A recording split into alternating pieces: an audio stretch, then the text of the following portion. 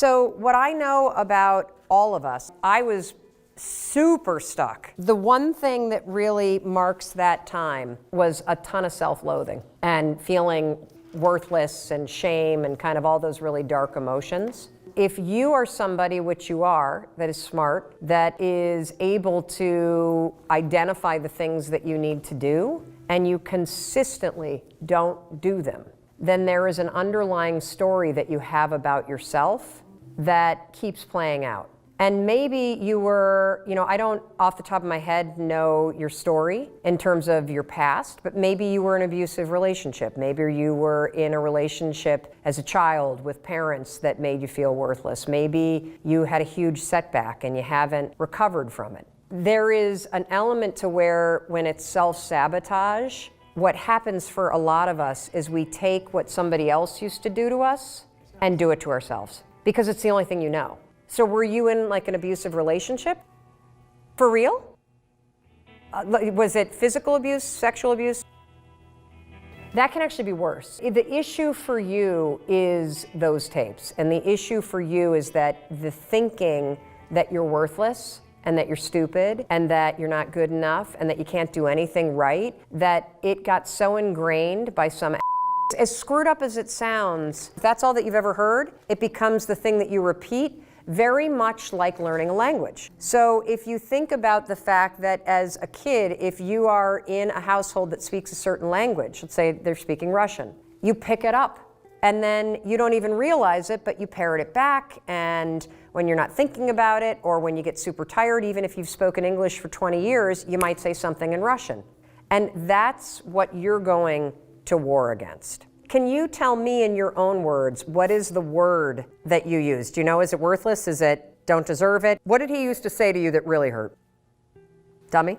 The reason why you don't carve out time for yourself and the reason why you blow off the appointments for yourself, notice it's not for other people, it's for you, is because of this underlying feeling that you're not important. And the only way to break this, you've already gone to therapy, you've already dealt with the tapes, you don't use that language with yourself. The only way to break apart this story is through action now. The reason why I say that is because you can make all the plans in the world, but until you see yourself taking action on the things that are important to you, your own inaction enforces the story that you're a dummy. Does that make sense? So it sounds like through intensive therapy, you got rid of the tape, but you didn't get rid of the behavior. What happens when somebody is beaten down and psychologically battered is you become paralyzed, you doubt everything, you feel like you're spinning in circles, you feel like you can't rely on yourself. That is a classic manifestation of emotional abuse because you lose your power. And so you start spinning. And for you, you've stopped doing that in your head, and now you're just frustrated as hell because you can't see yourself moving forward. You're physically doing it in your life. So here's what I would like you to do. Let's pick one area where you feel stuck and where you know what you need to do. And what does that mean?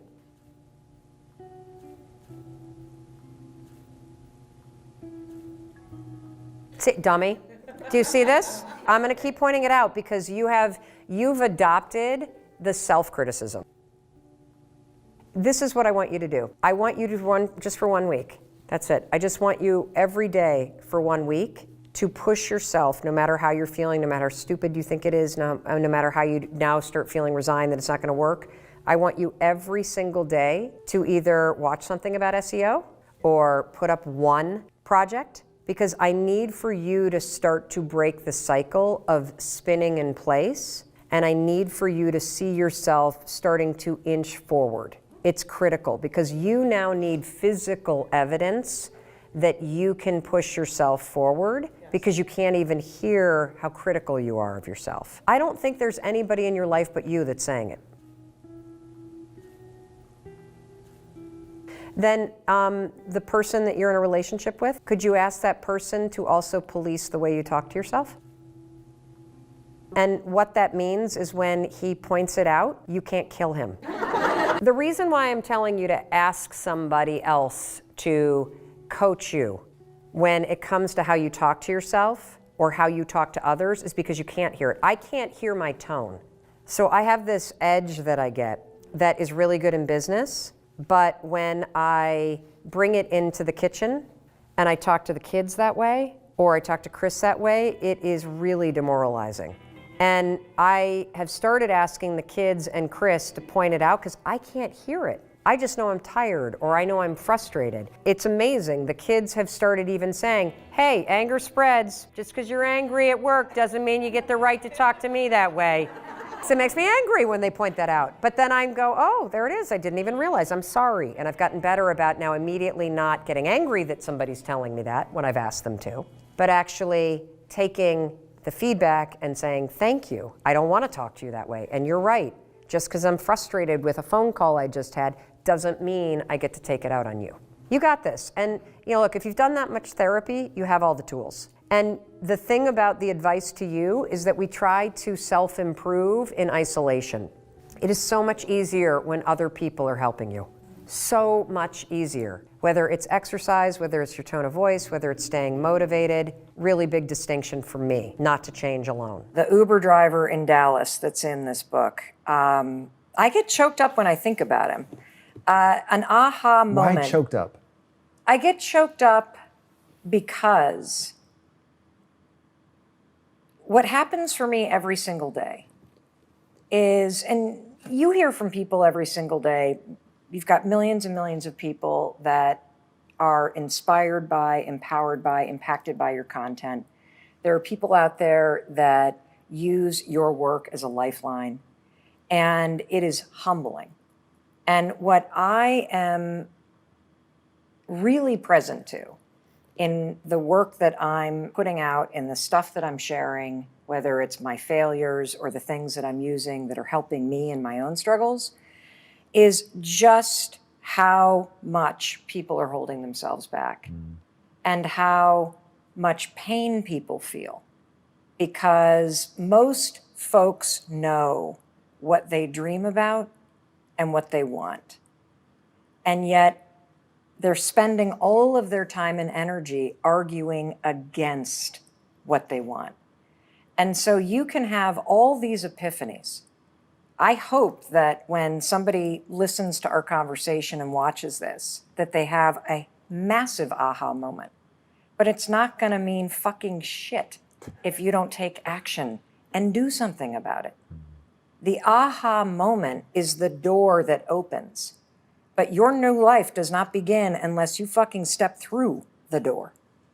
And most people, and that's what was so kind of, the simple idea of high-fiving yourself, of encouraging yourself, of supporting yourself. Most people, when you have an aha moment and the door to your new life opens up, instead of going, I got this, let's go, and high-fiving yourself to step forward, most of us go, I don't know if I'm worth it. I don't know if right now is the right time to do this. I don't think I'm good enough. I've failed so many times, I can't go through that door. And that's the problem I want to attack right now. That there is somewhere in your life that you know what you want. You can feel it pulling you. And you are actively arguing against it. You're bringing yourself down. You're beating yourself out. Like, people will cheer for you and me. They won't cheer for themselves. I'm the same way. And so this Uber driver, the story that you're talking about, I get into the car and we start driving, and I'm on the phone as we're driving, and I'm having a conversation with somebody about this daytime talk show that I launched, which was a dream with Sony Pictures Television, and then was promptly fired after season 1. It was a huge fucking failure because we didn't make it to season 2. Huge failure in real world terms. Right. Massive success when it comes to the timeline of my life. And so I'm talking to this person about the talk show. I hang up the phone and this Uber driver comes alive. He's like, oh my gosh, I can't believe you're in my cab. And I'm like, why? And he says, because I want to talk to you about something. I think you can help me. And I'm like, great, how can I help you? And he says, I have a dream of being a Oscar-winning actor and creating opportunities for other Black and Latino men to do the same in acting. And I'm like, freaking fantastic. What the fuck are you doing in Dallas? Right? You know, the guy's 25. And so I go, you know, the game is in New York and LA. I mean, sure, you can act, you can write stuff, you can be here in Dallas, but why are you not in LA? Why are you not in New York? And he's like, you're right, you're right, you're right. I need to move to LA. I'm like, why not? And he says, I have $700 in my bank account. And I'm like, that's freaking fantastic. You have $700 in a car? Dude, drop me off and get driving. What are you waiting for? And so we have this whole conversation, and I write about it in this book, where I am actively arguing for his dream, and he is actively arguing against his dream. And what is so sad is throughout this conversation, Tom, he's like, you're right. $700 could get me there. You're right. I am only 25. You're right. If I keep thinking and thinking and thinking and thinking about what I want to be doing, I'm not only going to drive in circles, my whole life is going to spin in circles as I think about what I want and I don't do shit about it. And then you are going to find yourself not at 25, but at 45 or 65, and you're going to be so filled with regret that you never fucking put a bet on yourself. And so this conversation ends with him declaring that he's going to go to California and me giving him a bunch of tools that I talk about in this book. And the point of the story is, does he move or not? I don't fucking know. The point of the story is, it's so easy to see what somebody else should do. It's so easy to cheer for somebody else. We all do that, right? We cheer for our favorite sports teams. We follow our favorite influencers and authors. We plan birthday parties for our friends. We take on extra work from our colleagues. We support everyone around us. We do not know how to do it for ourselves. Today, we are talking about an awesome topic. We're talking about none other than procrastination. Why do I want to talk about procrastination with you today? Well, because this is a topic that I have a lot of experience with. I used to struggle with procrastination profoundly. I still do some days. And every single time I talk about the topic of procrastination, the research, the science on social media, you guys go crazy. I mean, this stuff goes viral. And even when I'm working with major brands like Starbucks or Microsoft, or just last week I was in San Diego speaking at this secret event for a company that is in the human genome sequencing space. I mean, really cool stuff. At some point, everybody has a question about procrastination or is struggling with it and seeking tools that they can use to stop procrastinating and be more effective and more focused. And honestly, this is such a big topic and an important one. I'm kind of surprised that you and I haven't talked about it yet. I have the 5-second rule book right here on my lap because I even wrote and researched an entire chapter about procrastination for this book. So I love teaching this topic. You're going to love what you're about to learn because everybody struggles with procrastination. I've already admitted I'm a former chronic procrastinator. You've heard all about the all-nighters I've pulled in college. I want you to know you are not alone. And I want to say right up front, the reason why you struggle with procrastination is because you're thinking about procrastination wrong. I used to do the same thing. And so today, you're going to stop beating yourself up, and you and I are going to get to the root of what's truly going on when you struggle with procrastination. And by the end of the episode, instead of saying to yourself, why can't I just make myself do this? You're going to change the question because you're no longer going to think there's something wrong with you. Why can't I just get this done? You'll be asking yourself the questions that, based on research, these are the questions that you should be asking yourself when you're procrastinating, which is, how am I feeling right now? What is truly stressing me out? If you want to stop procrastinating, you have to understand it. You have to understand why you do it, and you have to understand the deeper issue that triggers you to procrastinate. And that's why we're not going to procrastinate on the topic any longer. You and I are talking about this sucker today. And I have this incredible question that I want to share with you from a listener named Viddy, and I'm going to play it for you in just a minute. But before I do, I want to give you 4 takeaways immediately, because I want you to start changing how you think about procrastination immediately. So rule number 1, stop labeling yourself a procrastinator. You are not a procrastinator. You have a habit of procrastinating. Big difference. When you call yourself a procrastinator like I used to, it becomes part of your identity. And procrastination is not a personality trait. Procrastination is a broken pattern of behavior that you need to understand, and then you need to fix it and replace it with something better. And you may be the kind of person right now where procrastination is chronic in your life. That's okay. That just tells me that the stress in your life is also chronic. And so today, whether you're just kind of procrastinating on the little things or you're so stressed out because you constantly procrastinate on the big things, you are going to get simple tools to change this. And you're also going to take your power back. And that brings me to takeaway number 2. There are 2 kinds of procrastination.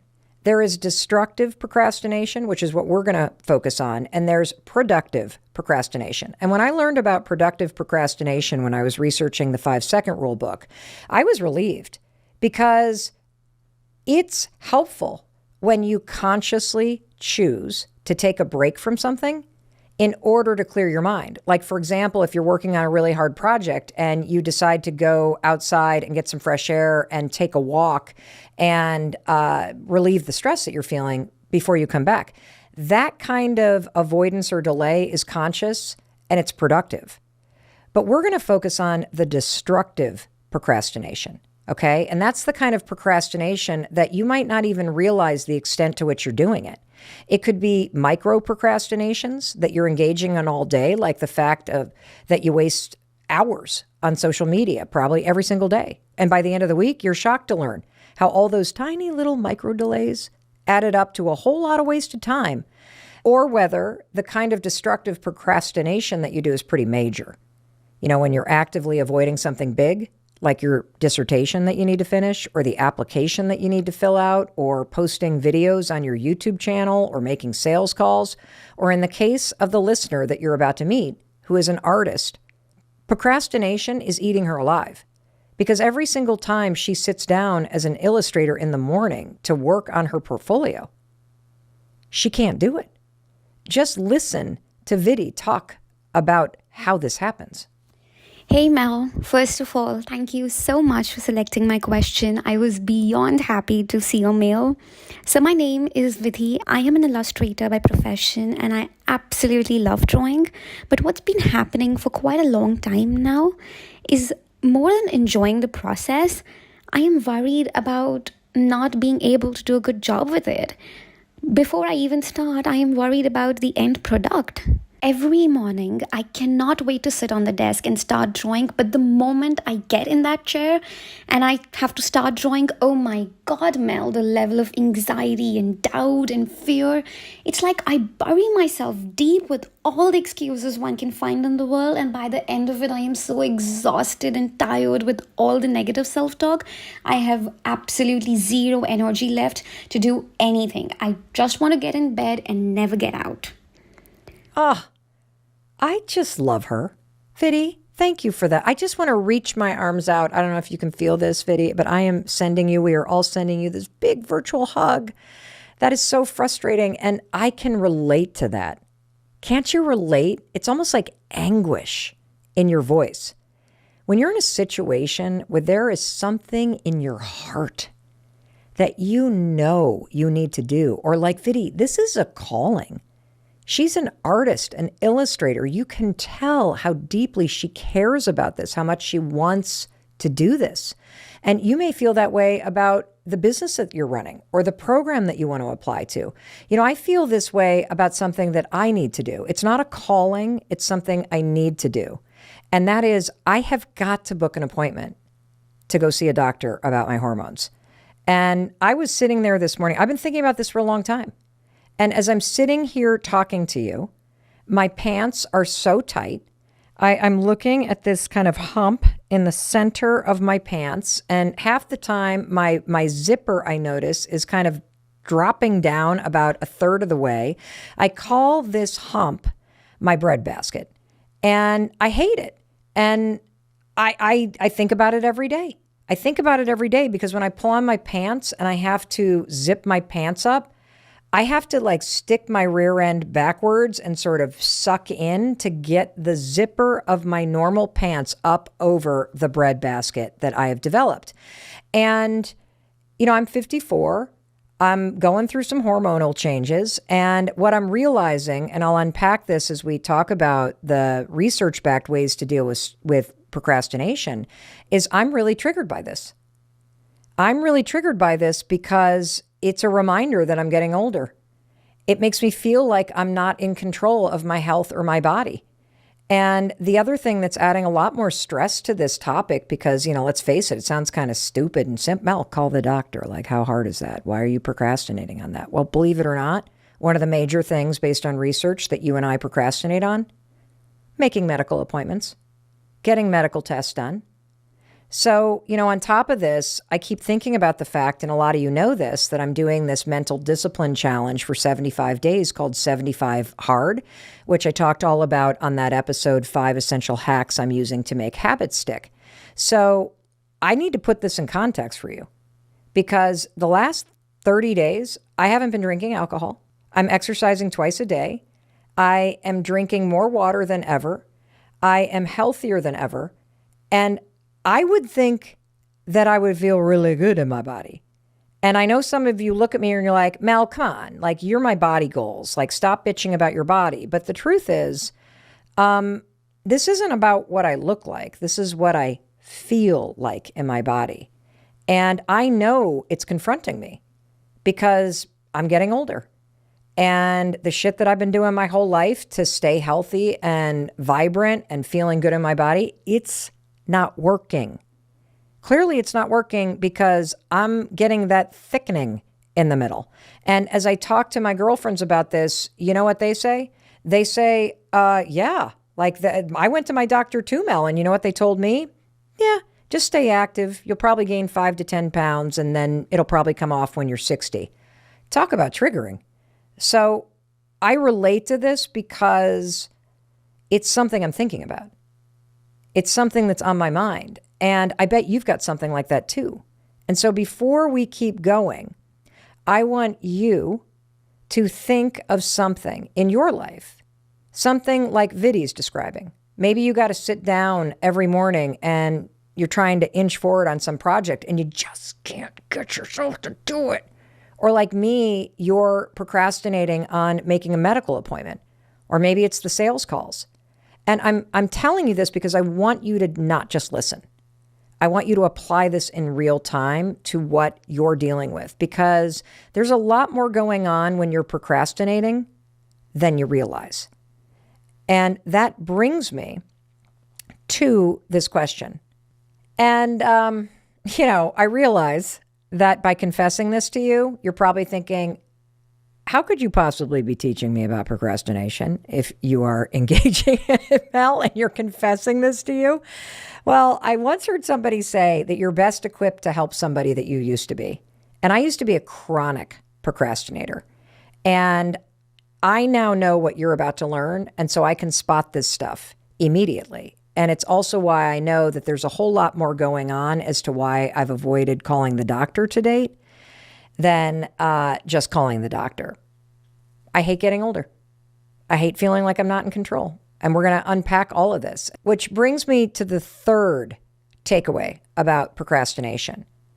And that is you can learn how to stop procrastinating. And I want to say this very loud and clear to Viddy and to you. You're capable of this. You don't lack willpower. You're not lazy. You're not stupid. There's nothing wrong with you. Can we be honest as friends? You can fill out the financial aid forms. You can train for a marathon. You can repair your marriage and get to therapy. You can get to the doctor. And you know what else you can do?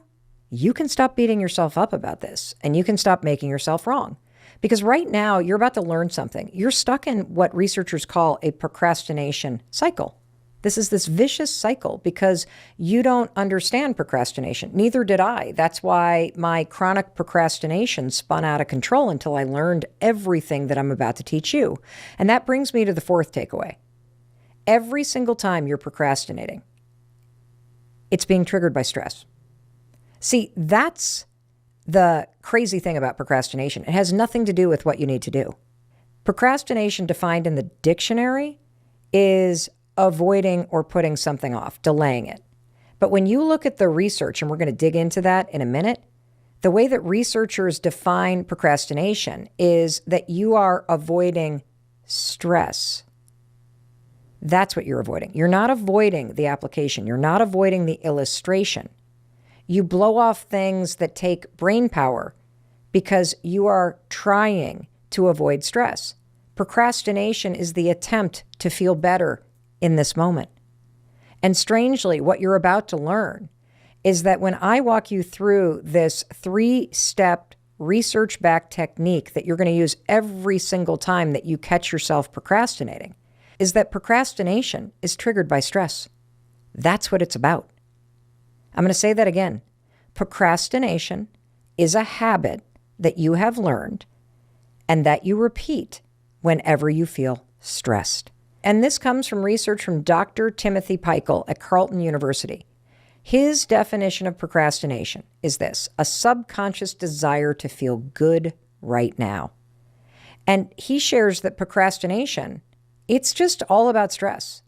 And I'm going to unpack this for you because when you first hear that, wait, procrastination is a subconscious desire to feel good right now? How the heck does that make sense? I mean, Vidi really wants to draw, Mel. So wouldn't it make sense that she'd feel good if she were drawing? Sort of. Sort of. And I'm going to explain this. It makes sense intellectually, but when I unpack how stress is triggering you to stop doing something that you care about or that you need to do, this is all going to be like, holy cow, why didn't I hear this sooner? So I'm going to give you an example, but I want you to understand that that stress that is triggering you to procrastinate, it could be something going on in your life right now, or it could be deep-seated stress, like childhood trauma. It could be anxiety or depression or something in your past that you haven't dealt with. A situation that you're worried about that's completely unrelated to work or to the things that you need to do. It might just be the relentless pressure and stress that you feel because you are so hard on yourself. I mean, you haven't even met Vidi, and you can hear in her voice. The woman beats herself up all day long. Talk about stressful. And that's why I'm so excited to be able to teach this to you today. It's why I love this topic so much, because when we talk about procrastination, we're not talking about getting shit done. You're going to get shit done as a byproduct. But when you truly understand the research and the topic of procrastination, it's about self-awareness, stress management, and being effective and productive on the things that matter to you. It's about feeling a sense of control and agency in your life. So let's really unpack what it means when I say that your habit of procrastinating is triggered by the stress in your life. Stop and think for a minute. What is stressing you out right now? You know, I just kind of talked about the breadbasket, getting older, that kind of stuff. But let me stop and think, I'm stressing about the fact that my parents are getting older. And I haven't seen them in a while. I'm going to go see them in a week. And it's making me realize, my God, we have not seen each other. And I hate that. I hate that. I hate that. It stresses me out. Maybe the same is true for you. Or maybe your mom and dad, their health is failing. And it's really upsetting you. Or perhaps like I used to have profound financial stress, like just crushing, relentless financial stress, always on my mind, always worried about it. Or your best friends are going through a divorce. Maybe that's something that's on your mind and it's really bothering you and you don't know what to do about it. And so here you are in your day-to-day life. You got this big thing that is on your mind. You carry it around like a backpack of stress. You're thinking about it all the time. Maybe it's even just in your subconscious, just grinding away at you. You haven't been working on the dissertation. Oh my God, I need to work on that thing. And why am I not getting to it? And oh my God, I need to do this. And I need to. And so here you go. And like Vidi, you sit down and there's something you need to do. Maybe you have to work on your portfolio. Maybe you got to make a few sales calls.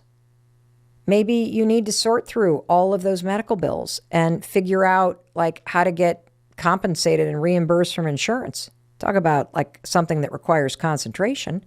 Maybe you're working on your business plan. Maybe it's something you're really excited about. You're working on the next chapter of your book. But as you sit there and you start to do the work, here's what's interesting. You need to concentrate, don't you? Like doing that thing requires a bit of focus. It requires your prefrontal cortex to engage. You've been learning all about this on the Mel Robbins podcast. But you got the stress backpack on your back. You got all of this stuff ruminating through you. And it might not be something that is present of mind. It might not be like maybe all your kids are doing fine today. And so you're not worried about, you can't put your finger on it.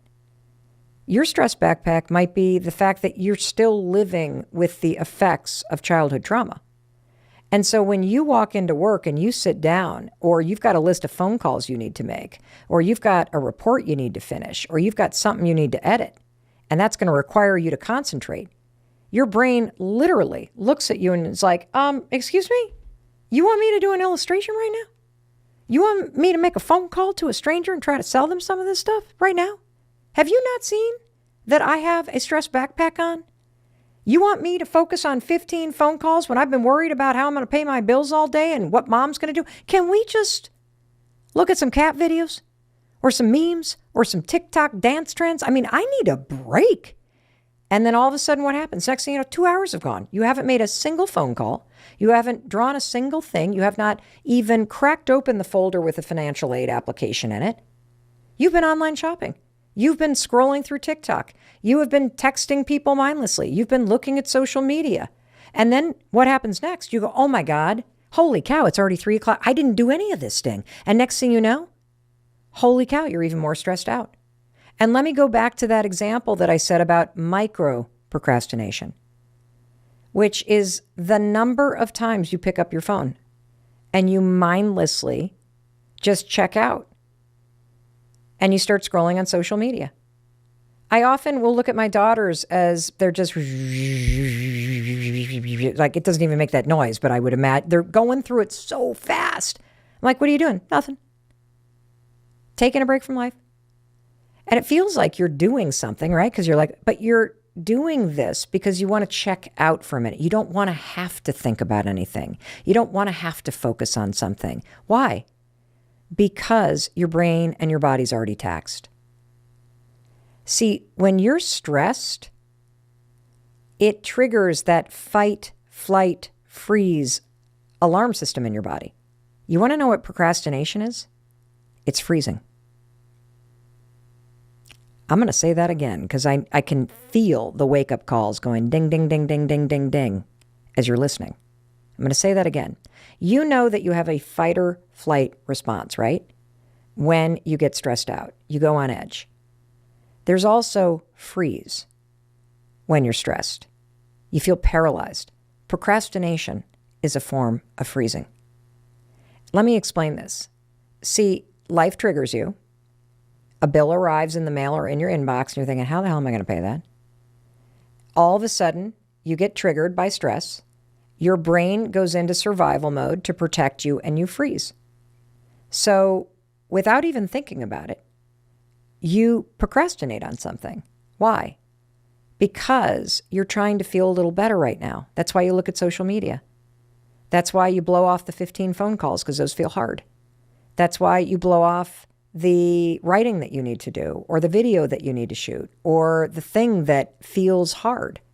And then what happens is, because you've blown it off in order to feel a little bit better right now, you get a little behind. And guess what happens? You then feel more stressed. And this is exactly what Vidi is experiencing. And this is why you got to get in front of this procrastination habit, because this will very quickly spiral out of control. And here she is talking about how she gets triggered, that when she sits down and she starts to worry about, and here's her stress, is it going to be good enough? I got to get this right. I don't know if this is the right drawing to do. And she starts thinking and thinking and thinking and thinking. And she even uses the word siren naturally. She even feels like it's an alarm that's getting triggered. Listen to this. I realized whenever anything good is about to happen, a siren goes off inside my head. Oh, it's too good to be true. Oh, it's too good to be true. Oh, you think you can do this. Seriously, you can't. They chose the wrong person. You're clearly not good enough. There are hundreds of much more talented artists. When you finish this project, they'll know that you are a fake, that you are not good enough. So I think you should just stop doing whatever you're doing right now. So, yeah. Every time something good happens, I find myself running from it. And I think we name this self-doubt as a wanting to be perfect. And for God's sake, I don't even like perfect. I don't want my drawings to be perfect. I like the imperfect parts of my drawing. And another thing, sometimes this negative talk, this negative voice gets so loud. I know that if I do certain things, like if I go and give myself a high five, I am going to feel better and I will be able to get back and do my job. But I just don't do it. I just don't. It's like feeling shitty has become a comfortable feeling. I don't even know if that makes any sense. That last line, it's like feeling shitty, has become a comfortable feeling. Vidhi, what you are describing makes perfect sense. What you're describing is how stress and this desire, this tension between just trying and expressing yourself and this deep-seated fear that it's not going to be right or it's not going to be perfect, and how that paralyzes you. That's why you're procrastinating. And what you're describing is how it triggers you to freeze when you sit down to work as an illustrator. And now you are in a vicious cycle because you're so used to feeling this way, it has become comfortable. And I want to make a really clear distinction, everyone, that the word comfortable doesn't mean you like it. The word comfortable means you're used to it, that it's normal to feel shitty. It's normal to feel stuck. It's normal to feel like you know what you need to do, but you can't make yourself do this. And I want you to hear me loud and clear. This is normal. This is a normal experience to have, and you can do something about it. And if you relate to Vidhi like I do, good, because then you're seeing it. You're seeing that you're trapped in this cycle, and seeing it is really the first step, and you going, okay, good, because I'm going to break the cycle. I'm going to replace it with something else. If you're still trying to spot yourself in this vicious procrastination loop, let me give you another more relatable example that I've been hinting at several times. How many times have you had that experience where you're going to bed, you're brushing your teeth, and you start to feel stressed out as you're going to bed because you reflect on the night and you think, oh my God, I just wasted the whole evening. I just spent 3 hours scrolling through social media while I was lounging on the couch, watching something on Netflix, and I'm not going to get that time back. And now it's too late. And I know why you did it, and so do you. You were stressed out. You finished the day, and you were tired, and you were stressed, or you were worried about something, or you felt like, my God, I've been concentrating all day. I just need a break. They call this revenge procrastination. When you literally do nothing at night, you blow off time, you waste your time because you're getting back at your job because it stressed you out. And, look, is it a big deal to scroll on social media now and then? Of course not. But when this habit of micro procrastination or revenge procrastination starts to cause a cycle of you coming home and feeling stressed out all the time, and now you're going to bed stressed out and you're waking up stressed out, and you didn't take the time tonight to set yourself up tomorrow morning, and now you're waking up stressed out because you're feeling behind based on what happened last night, this is how the stress builds and builds and builds. And so I think the big question is this: Mel, what do I do about it? You now got me freaked out. I'm no longer frozen. I want to run. But let's detour into the lane of anxiety, of patterns and trauma, and talk about why people self-sabotage. Yes. People don't self-sabotage intentionally. Nobody wakes up in the morning and says, today, I'm going to screw up my life. Right. That's what I'm going to do. I'm going to drink myself on the ground. I'm going to cheat on my wife. I'm going to embezzle for my company. I'm going to lie to everybody about how I'm actually feeling. I'm going to stop taking my meds. I'm going to kick the dog. Like, nobody does that. What happens is people get triggered. And they react. And then they fall into old patterns. And so what happens, I believe, in relationships in particular, or jobs, where you're like, this time it's going to be different, is it's different for the first 3 to 6 months when it's novel and when you're intentional and when everything counts. But then when you got to face yourself. Then when it becomes like part of your life, you get lazy and you slip into old patterns. Or when the stakes get really high. Let's say you're somebody who had a parent die early, or your dad abandoned the family and you're scared to love somebody. And so you fall deeply for somebody. And then what gets triggered is this tremendous fear that they're going to leave. Yeah. Because that's your lived experience. And if you go back to what you did as a child to cope with that fear that somebody's going to leave, that's the exact pattern that you will repeat as an adult. The only way to end this, or to try to get your arms around it, is to attack it holistically. Because so much of this happens at the subconscious level, and it gets triggered first by your nervous system, and you're not even aware of it. Right. And so there's a tool that I talk about in this book called high-fiving your heart. Your heart. Your heart, yep. So what you do, and I started doing this because I was having this incredible response from past trauma happen when the pandemic hit. So when the pandemic hit, I started waking up feeling like something was terribly wrong. And it would start in my ankles, and it would flood up my legs and go all the way up my body, and I would feel this wave come up. My immediate thought is, something's wrong. And my heart would start to race, and I'd feel this full-on like anxiety response. And I know what that is now. So I now know that the anxiety response of waking up, which so many people do, this is really actually very, very common. People wake up anxious. Yes, feeling like they're in trouble, or something's wrong, or something's about to go wrong. Yeah, that's not good. Well, if you grew up in a chaotic household, That's normal. yep. If you had a caregiver that gave you the silent treatment, or had mental illness, or had a drinking problem, Or if there was narcissistic, abuse in your or, house, yep, you did wake up. Anxious. Yeah, because your anxiety, by the way, was trying to protect you. It was putting you in a state of being alert so that you were ready in case something happened. But Right. for a ton of us, Lewis, we have lived our whole lives with a dysregulated nervous system. That's what I've come to learn during the pandemic. That I have literally lived since probably the 4th grade with my nervous system never truly resetting back to a calm, resting state. And so I started to wake up every morning in the pandemic, like so many people did.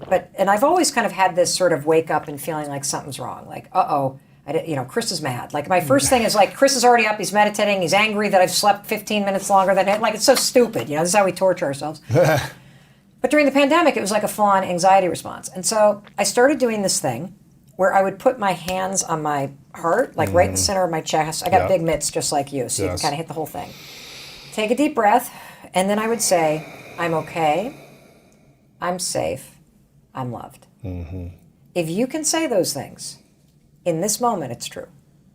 You are okay. You are safe, and you are loved, whether you're waking up in a mansion or a homeless shelter.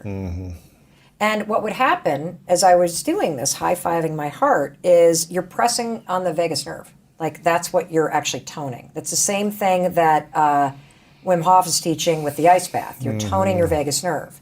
And what the vagus nerve is, as you very well know, because you talk about it on the show, is it's the switch between your sympathetic and parasympathetic nervous system, fight or flight versus rest. So if you ever find yourself in a stressful state, give your heart a high five. Put your hands on your heart, go, I'm okay, I'm safe, I'm loved. Repeat it 111 times if you need to. What you'll feel is your nervous system start to settle. You'll feel yourself come back into your body. You'll feel your mind slow down. And you will literally take control of your nervous system. It is unbelievable. And it's also really important because, in researching this book, I talked to, the acclaimed Dr. Judy Willis, who's an incredible neuroscientist. And she explained something that I never knew, but it makes a lot of sense. If your nervous system is on edge, it's in a alert state, you're dysregulated, it's impossible for your cognitive function of your brain to work. I can give you an example.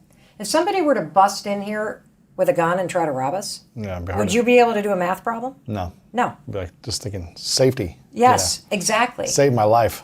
I bet the majority of people actually walk around with a nervous system that is on edge like that, particularly post-pandemic. Yeah. And for me, the reason why I've actually linked it all the way back. So when I was in the 4th grade, I was molested while I was sleeping by an older kid. Wow. And in the kind of array of things that can happen in terms of sexual abuse, mine was very tame. Yeah. Like it was a one-time incident. It was a kid who was slightly older than me. It was confusing, not scary. I just possum, disassociated, don't even remember how it ended. And for a long time, I didn't even remember it. And then I remembered it when I was 28 years old. And I believe that the reason why I have always woken up in a state on edge Interesting. is because of that incident. Since the 4th grade. Yes. Wow. And the thing is, Lewis, is that the morning's a trigger. If you have that stored in your body, something happened to you, something's wrong, because something was wrong, and you don't have the tools, and no kid does, to smooth out your nervous system and heal the trauma, that trauma lives in your body. Yes. And so I believe most self-sabotaging behavior that people continue to repeat is nothing but stored trauma and your best ability to cope with it when it was happening. That's why we sabotage. Yes. So I don't think it's intentional. I really don't. Like even somebody who's diagnosed with narcissistic personality disorder, they don't know that they have that. Right. Like they're not like there's not, it's like such a programmed behavior. There's no, I'm going to go do the, I'm in love with this person. Let's go screw it up. Right. That's not what happens. And this is also why I'm telling you, I know I'm crazy passionate about this topic of this standing in front of the mirror and changing how you see yourself. If you don't get a hold of that story, I'm worthless, I'm unlovable, I screw everything up, I'm a bad person, I'm not good enough, nothing works out for me. If you don't change that and start cheering yourself forward, you will stay locked in these self-sabotaging patterns because you will act in a way that you believe it subconsciously or unconsciously. I know, it's heavy. As your book goes on, it gets deeper. And I love this because it's not just, hey, let's do the challenge. It's actually, okay, here's what happens if limiting beliefs and fears come up. And this really intrigues me as well, especially with what you said your husband had come up for him as well. So if anybody is doing this or knows they have limiting beliefs and fears underneath this, whether it's with mirror work, whether it's with the high five challenge, how can we rewire our minds if resistance or limiting beliefs are coming up? So first of all, everybody has limiting beliefs and everybody has resistance. And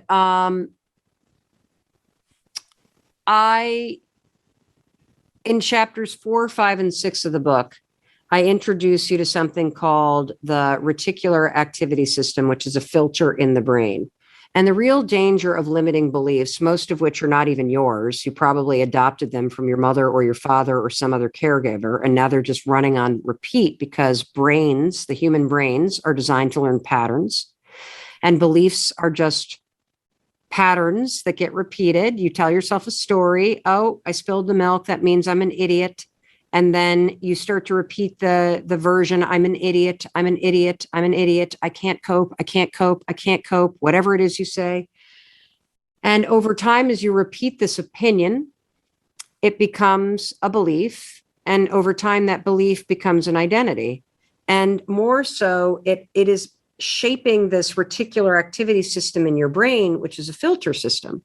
If you've ever shopped for a new car or a new handbag or a new jacket, and you got your sights locked on to something that you want, all of a sudden, the second you decide you want that new car or you want that new jacket, you will see that car everywhere.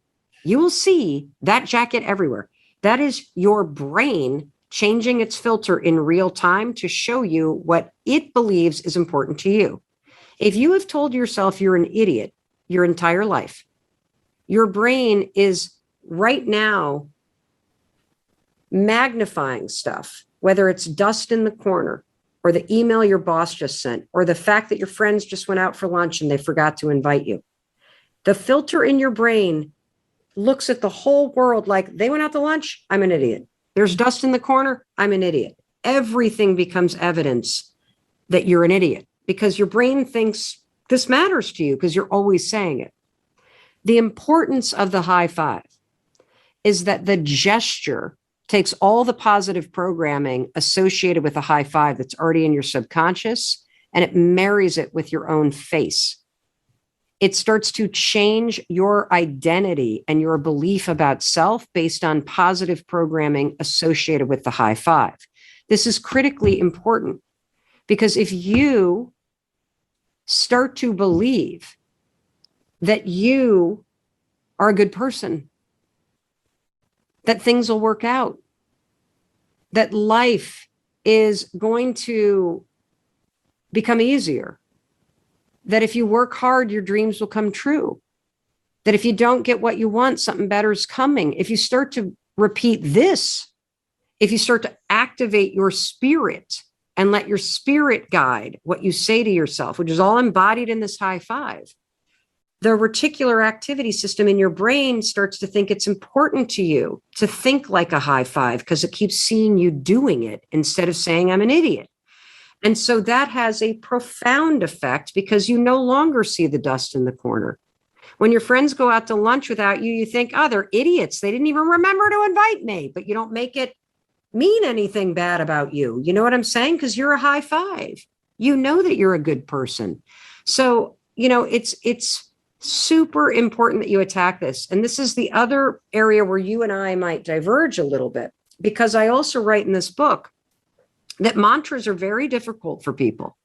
And the reason why mantras are very difficult for people is most people make the mistake of picking a mantra that they don't believe. You see, when you said you married the high five with "you got this, let's make this a great day," you were saying something that's believable. Mm-hmm.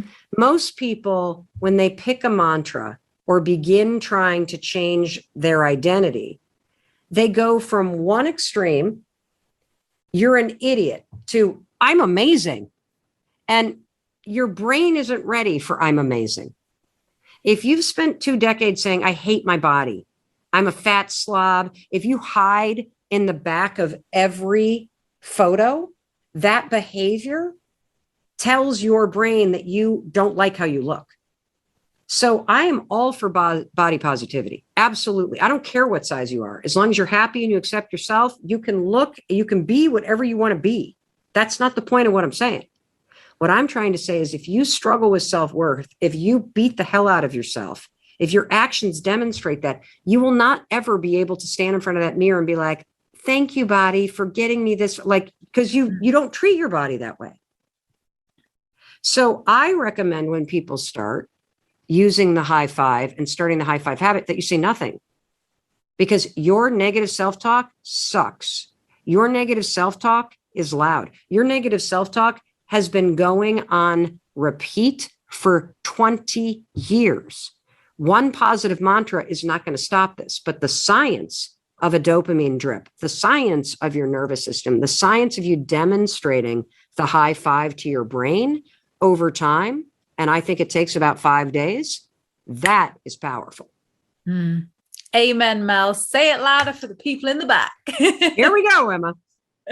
I fully agree with that. And, even from like a manifesting perspective, you're so right. If you're at one scale of the belief and then saying completely the opposite, like that's not going to manifest. That, like you say, even subconsciously, that's not going to happen because you don't believe it. You're stood in the mirror saying this mantra that you don't believe, and you just feel even more frustrated that you're saying this mantra for 21 days or 50 times a day and you're getting nowhere. So absolutely true. I love that advice because, like you say, if we can mix it with the high five, say nothing, and then when you're at that place where you're feeling more positive about yourself, your self-worth, your image, then's the time to build on that, definitely. So, well, one thing you could do though, because I know you love mirror work, is you can, for 5 days, just stand in front of the mirror and raise your hand and high five. Let it feel weird. Let the resistance come. Tears will probably come for many of you because it's the first time in decades that you've actually seen yourself and acknowledged your spiritual presence there. Gratitude is usually about things outside of you. This brings you back home. Then what you can do after 5 days, because from a neurological standpoint, a lot of cool chemical stuff starts to happen, put a Post-it note on your mirror. And if you want to write something then that is also a trigger for you to add into this, you can start to layer in that sort of positive mantra work as well. That's how I would begin to do it. And then to your point, you'll start to believe it faster, and then you can actually start to say it and you'll believe it. Let me give you 3 steps, everybody. We're going to pick up the book at step 1 on how you create new beliefs. Okay, you ready? You're going to get 2 videos for the price of 1. First, I explain why mantras are bullshit. That's basically page 91, 90 through 91 in this book. Now I'm going to teach you from page 92 to 99, the 3 steps to creating new beliefs. Okay, you ready, everybody? There are 3 steps to creating new beliefs. You're going to love this. Obviously, you can use the 5-second rule, 5, 4, 3, 2, 1, that I created to interrupt any thoughts. How many of you would love to create new beliefs about yourself? Okay, we're moving on from mantras and affirmations and why most mantras and affirmations are bullshit. And it's believable, and align your actions with that and continue to repeat it throughout the day. A believable mantra, something a little bit smaller, is going to create momentum, belief, and confidence in self. It's a way to buoy yourself when you're bobbing up and down in life.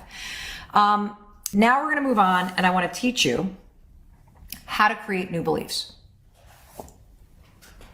Right now, before I teach you the 3 steps, what is a new belief that you want to have in your life? Everybody, what's a new belief that you want to have? I'll tell you a belief that I'm struggling with. This is going to sound kind of crazy.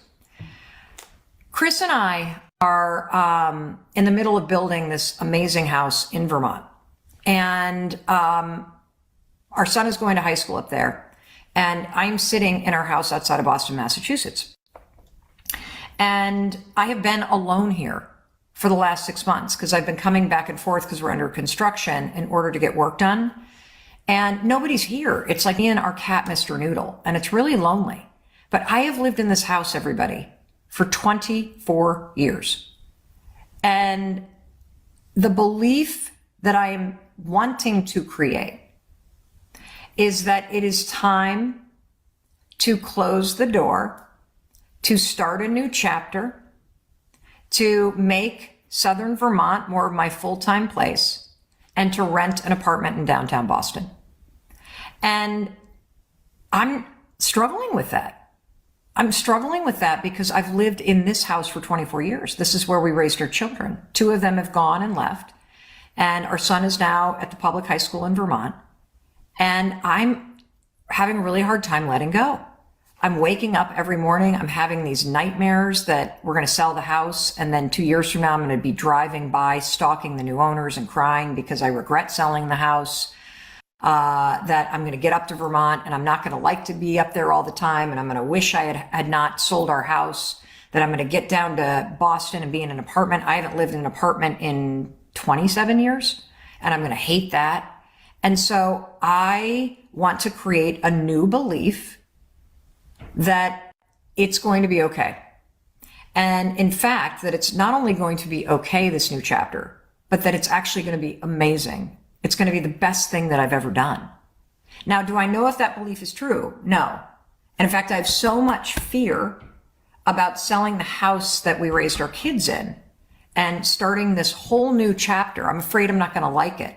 I'm going through the same thing that you probably are going through right now. That my fears have like a stranglehold on me. But I so desperately want to believe this. There's a part of me that can just feel that it is necessary. There's a part of me that feels like a ghost in my old chapter as I'm walking around this house. Now, here's a funny data point. My parents still live in the house that I grew up in. So my parents are living in a house that has 4 bedrooms and no kids are there, and they've been there ever since I left. My God, I left when I was 18. How old is that? 33 years ago? Yeah. So I have never had the experience of having to leave a family home.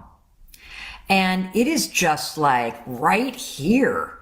And I'm fighting with myself about it. So do you relate to this story, everybody? That there's something that you want to believe. There's some change that you want to make. There's something that you're called toward, but you're just scared. And it's your old beliefs that I'm going to regret this, or this is going to be a mistake, or what if this doesn't work out, or what if this is the worst thing I could have ever done, or what if that, right? And so this is where I am. And I want you to think about what's some change that you want to make in your life and the belief that you need to change in order to really lift yourself up and support yourself through the process of changing.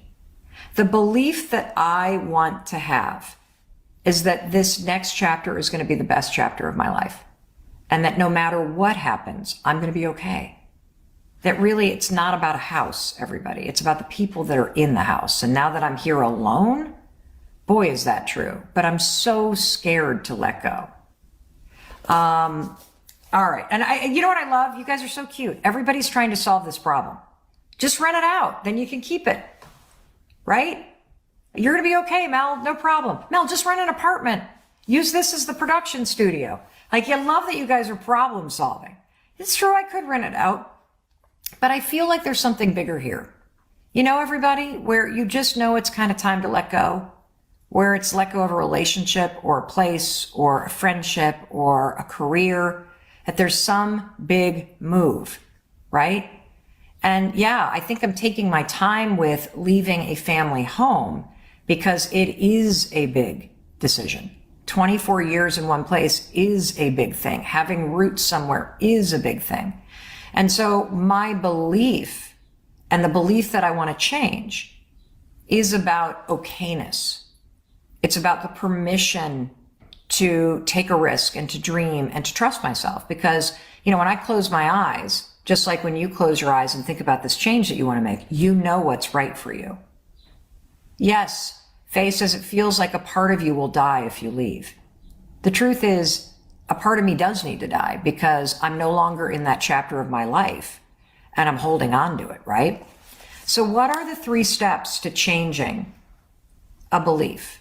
And now that you have the belief that you want to change, what is the belief that you want to change, everybody? Describe in the comments what's holding you back. What's holding me back is I may regret this decision. And once I sell the house, there's no going back. I want to believe I'm going to be okay no matter what I decide. That I need to trust my heart in this one. That in order to open the door and step into this next chapter of my life, I got to let go of the handle and close the door on this past one. I'm not getting choked up. I just have cat hair that just flew in my mouth. So hold on a second. Here, now I'm going to sneeze. This is how you know it's live, everybody.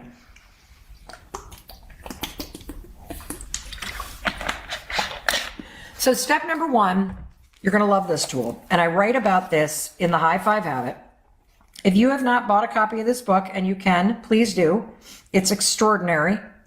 It's in 41 languages already. It only came out in September. And it's changing people's lives around the world. And we're on page 92, everybody. But step 1 is a simple tool.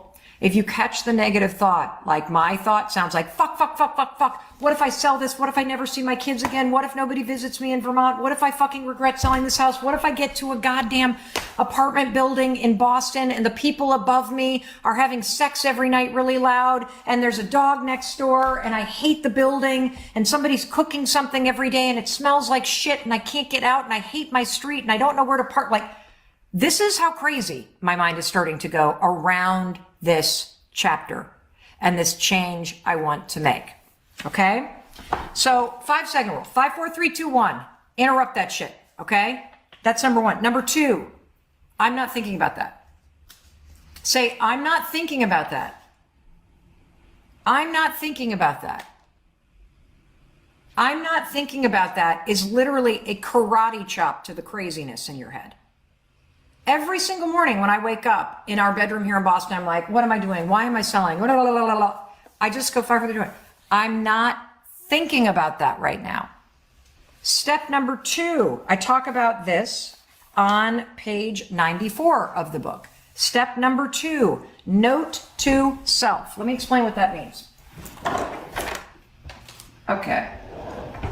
That's like, Becca, do you have, could you grab me a Post-it note so I can show these guys? Note to self. You already know, oh, here's one. Oh no, these are not sticky. Oh, fabulous. Look at that. Okay. You guys want to see something funny? These are my Post-it notes. This one says busy as fuck. I love this one. Hey Mel, keep up the okay work. Isn't that awesome? Keep up the okay work, Mel. There you go. Little boost from Mel Robbins to Mel Robbins.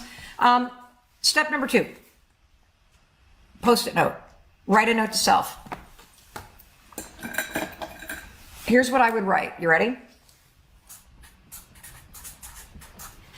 You're going to write a believable mantra or affirmation. This is where believable mantras come in. You ready?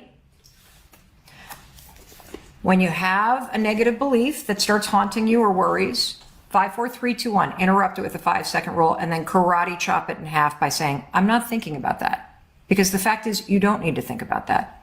Most of the things that you're worried about right now, a month from now, you're not going to be even worried about it, okay? Most of the things. So when you catch yourself worrying or trashing yourself or ruminating, use the 5-second rule, take a 5-second moment of control by counting backwards, 5, 4, 3, 2, 1, and then karate chop that shit in half by saying, I'm not thinking about that. If this is a chronic belief that you want to now insert to teach your brain, I want you to use a visual cue. This says, trust your heart. It knows. You will be okay. Notice I didn't say, sell the damn house, you're going to be fine. That would actually scare me. Notice I didn't say, stop being a chicken shit. That would probably make me nervous. This is believable. Trust your heart. It knows. And you will be okay makes me feel okay. And having this note to self, which is basically a believable mantra, that is what I'm going to use as the 3rd step. So step 1, 5, 4, 3, 2, 1, 5-second moment of control. Step 2, karate chop that shitty thought with, I'm not thinking about that. Step number 3, use a visual trigger in a place you're going to see it. I like to put it on my bathroom mirror. I like to put it on my laptop. I sometimes put them on the back of my phone. You can take a photo of this and make it your screen saver on your phone so you see your own writing in an unexpected place. And this keeps this new belief front and center. Now remember, the belief needs to be something within reach.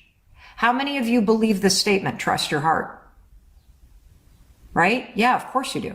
I think your heart often knows the answer, and sometimes it just takes your mind a little while to catch up. And how many of you believe that this is true? You will be okay. You may not be okay right now, but you will be okay. Like all the difficult decisions and all the scary things that have happened to you, this moment too, this decision too, it's going to pass and you're going to be okay because you've always been okay. So now let's go and see what else. Now, here's the thing. Step number 4. This is everything that I'm always teaching you. Step number 4, act like the person you want to become.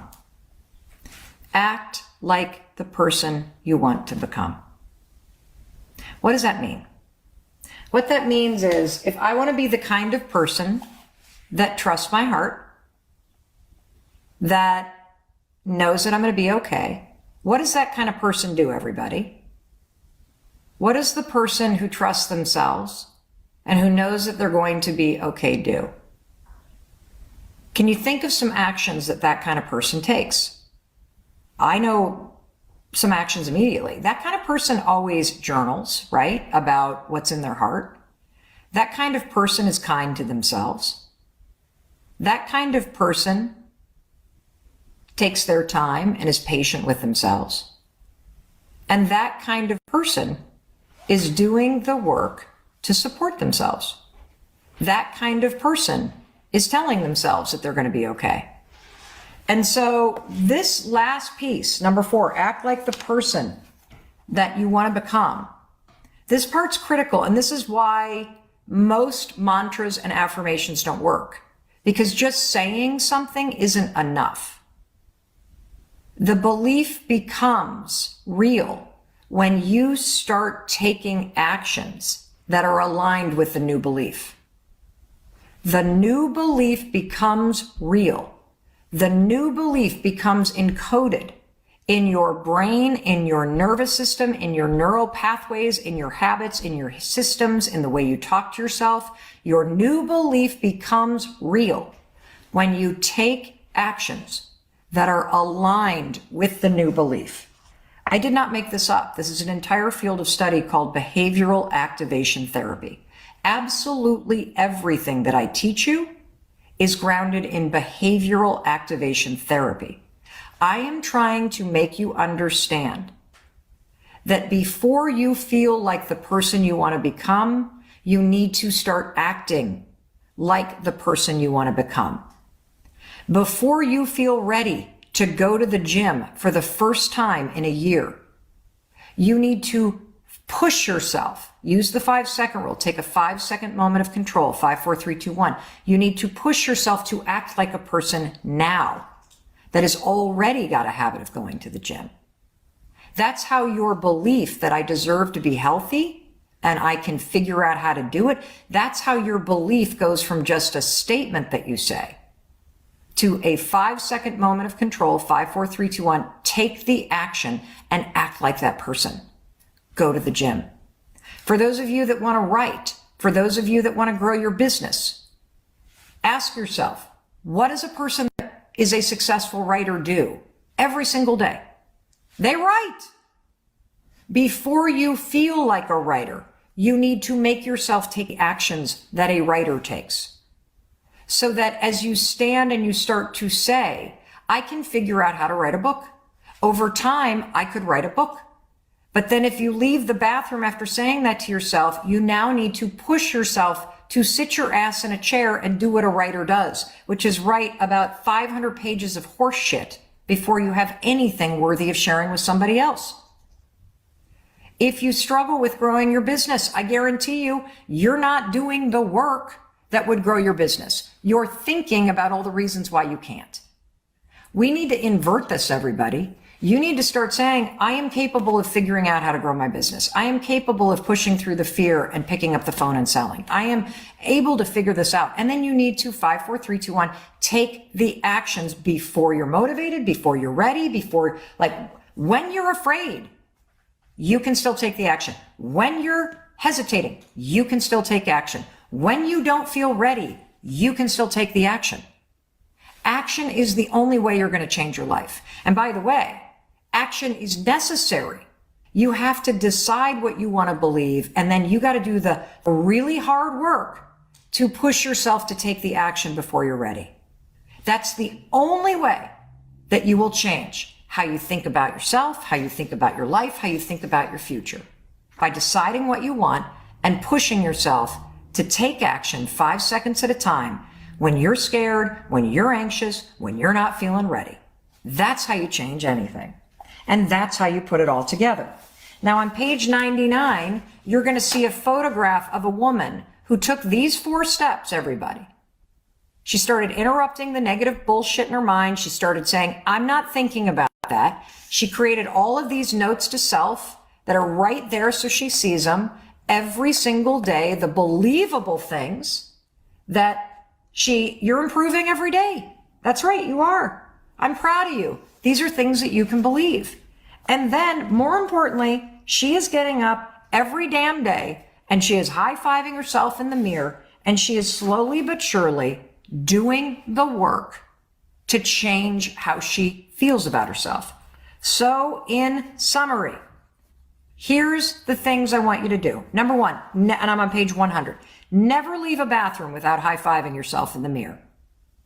Never leave a bathroom without high-fiving that person you see in the mirror, because the high-five action takes programming in your mind, overrides negative self-talk, and aims all the positive programming associated with a high-five right back at your face and your identity.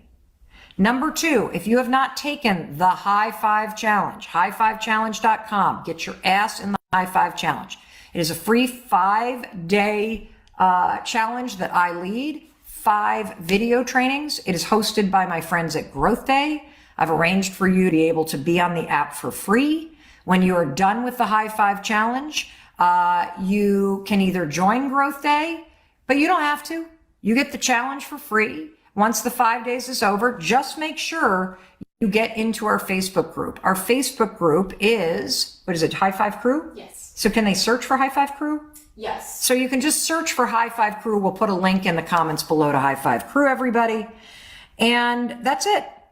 Use the 4 steps I just gave you to identify the negative beliefs and to 5, 4, 3, 2, 1, interrupt them, karate chop them with, I'm not thinking about that.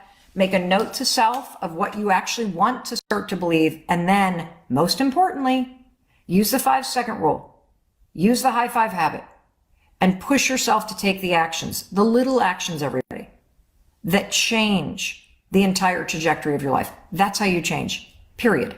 1 step at a time, 1 day at a time, 1 5-second moment of control at a time. When people write in and say, I'm stuck, I don't know what to do with my the life. first thing is you limit the options. You don't take the indecisive to 31 movies. You take them where there's only a couple. You don't bring them to a smorgasbord buffet because they'll just stand there and go, oh my God, look at all the food.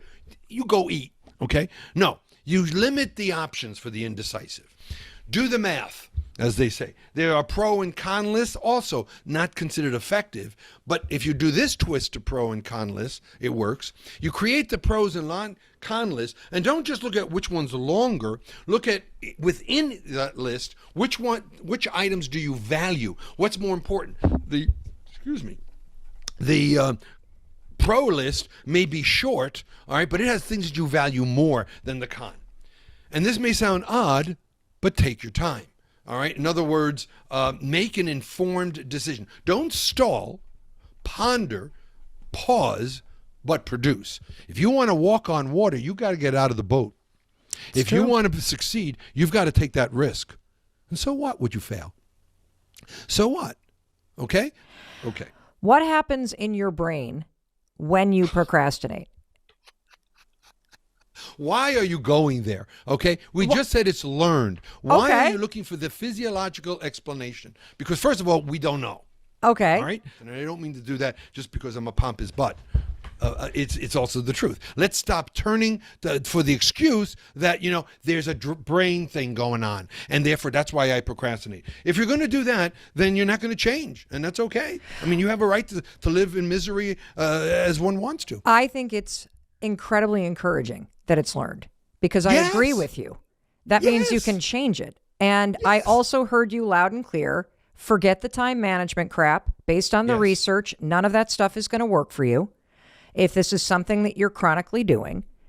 And you also said very clearly, there is no short list. There is no quick fix. There is no top 10 tips when it comes to procrastination because this is about the story you've told yourself, the habits that you've formed, and that you avoid, or seek pleasure instead of doing whatever the hell it is that you need to do. And it's become a habit. What's the link between perfectionism and procrastination?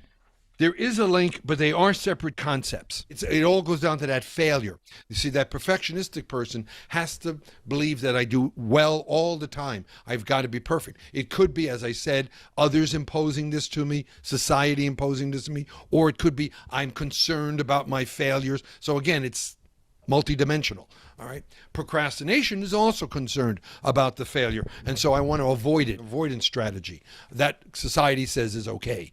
It all has to do with failure and that public image. I think a lot about the person listening and the ache that you live with when you can't get out of your own fucking way. We're in 194 countries. Most of the people listening either can't afford the PhD cognitive behavioral therapy program that you're talking about.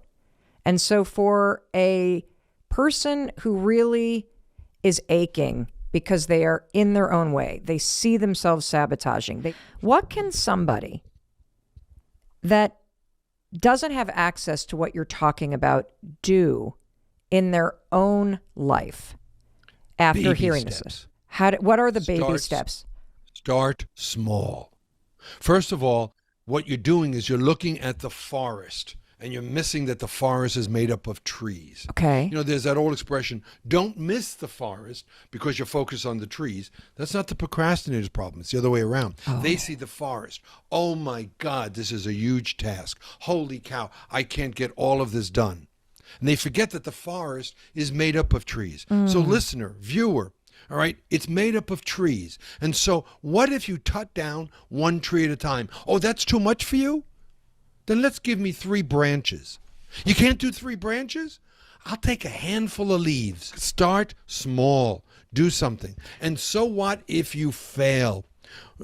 So what? This is what cognitive therapists would ask you to do. What would be the worst scenario?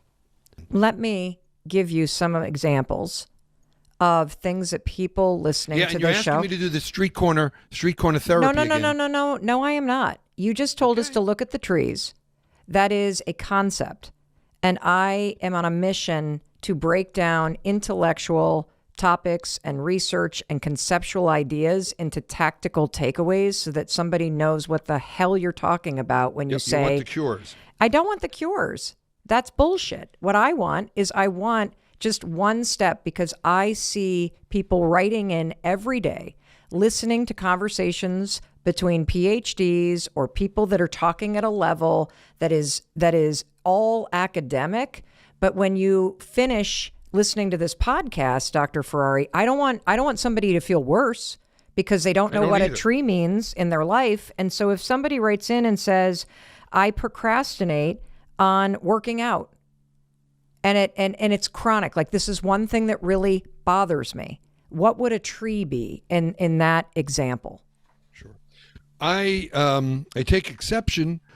I'm known in 40 years of teaching to take the jargon and to make it the streetwise. I think you do. I'm taking it a step further because I don't have a PhD.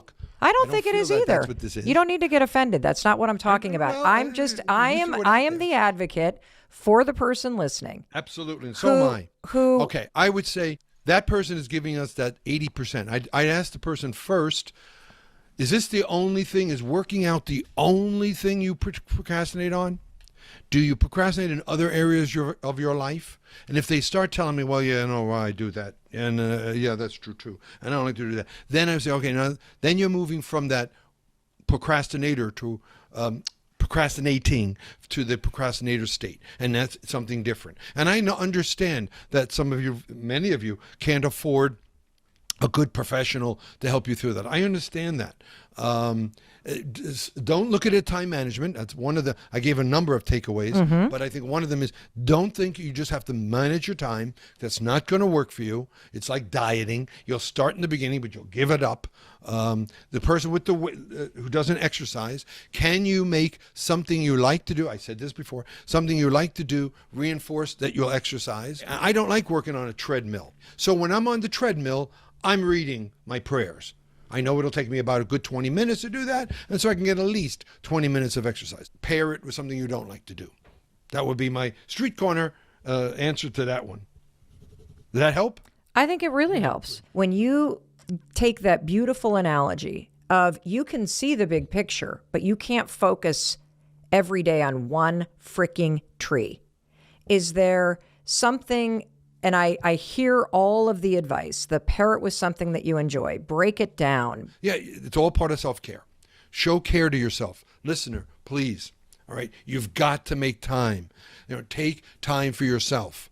Now, the next day, do a little bit more. Make love a habit of the heart. Wow, last week I only spent 2 minutes on it. This week I'm up to 7 minutes. Now you could say, only 7 minutes. I say, wow, yahoo. That's 7 minutes more than you did before. How do you know if you're making an excuse or you have a valid reason? That is such a wonderful question. Why are you shopping now instead of later? And that was fascinating because I found two categories of these procrastinators, excuse makers. Some of them attributed to themselves. Well, I'm shopping now because I can't decide on gifts. I really don't like shopping. It's really unpleasant for me. So it's my fault, self-reasons. So people will give external excuses, not my fault, that cannot be verified, that cannot be judged by other people. So you say, how do you judge? And so therefore, these people will give us excuses that can't be judged by others to be true or false. So that's fascinating. You know what I found fascinating about that? Is that when you said the excuse is aimed at you, it's my fault, that made my heart sink. Because when you always aim it at yourself, I would imagine that that makes you feel even more stuck or more ashamed or more beaten down. Yes. Make a change. Yes, you're absolutely right. The self-devaluing, the self-criticism, it can be paralyzing and demoralizing and is just not right. People shouldn't be doing that. It'll take you a while, but it can happen. One final question. For someone who's living with or loves a procrastinator. Okay. I'm asking on behalf of my husband, who lives with a chronic procrastinator named Mel. Is there any advice or counsel or insight that you have to give to somebody who's dealing with someone like this? I'm laughing because you've touched something personal. It's hard to change them because they're great excuse makers. It goes back to that. They'll always tell you don't understand. They'll pull up something in the past. This is what happened. Don't you remember? How dare you force me? I'm my own person. Don't be a therapist with me. Something like that. They'll throw that one in your face. So it's not easy. Do you have a wife who's a procrastinator? I'm not allowed to say. Okay. She's now in the other room. So I better You're not supposed to talk about me. Oh, man. Well, I got to thank you. I really learned a lot. And I love how you don't hold back. No, I do. I really do. I love your passion for this. And listeners too. This is passion. This is not rudeness. That's why I can go toe to toe with you, because I'm equally passionate about what I do. And I deeply respect your research and your expertise here. I feel a deep level of hope from your message. Knowing that this is a learned behavior, knowing that society rewards procrastination, knowing that you are completely lying to yourself with these excuses and you are more capable than you're telling yourself. And you are able to make changes. And it begins with you. You can change. And you have given us not only the roadmap for it, but some very accessible things to do and to change. And so I just really want to personally thank you, Dr. Ferrari. Thank you. And you touched on something. I failed is not the same as I'm failure. I'm not failure. I failed. It goes back to that same thing before. I procrastinated doesn't mean I have to be a procrastinator. Life is short, and I can make my life and other lives better, enriching other people's lives. Well, thank you.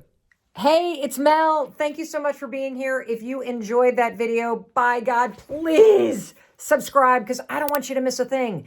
Thank you so much for being here. We've got so much amazing stuff coming. Thank you so much for sending this stuff to your friends and your family. I love you. We create these videos for you. So make sure you subscribe. Mwah.